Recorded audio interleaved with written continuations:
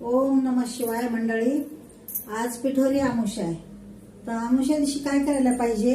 आपल्या घरामध्ये सुख समृद्धी नांदावी आणि आपल्याला कुठल्याही प्रकारचा पितृदोष लागू नये. आपल्या घरामध्ये सुख समाधानानं सगळे राहून आपला सुखी संसार व्हावा, ह्यासाठी तुम्हाला मी एक उपाय सांगणार आहे. तर आपण काय करायचं,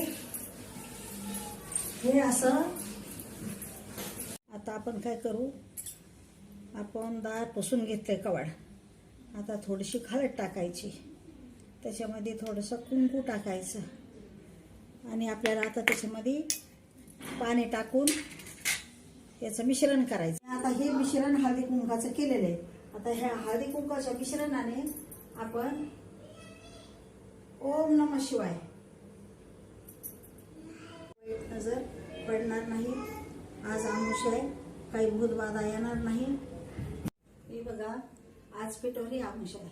आज अमावस्याची आपल्या घरावर कोणाची वाईट नजर पडू नये, आपल्याला काही बाहेरची भूतबाधा होऊ नये, आपल्या घराचं संरक्षण व्हावं आणि मुलं बाळ पण आपले सुखी समाधान घरामध्ये राहावेत.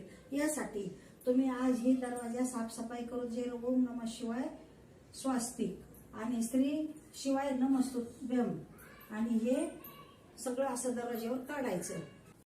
आपल्याला नेहमीच हा मंत्र म्हणायचा आहे, श्री शिवाय नमस्तुभ्यम.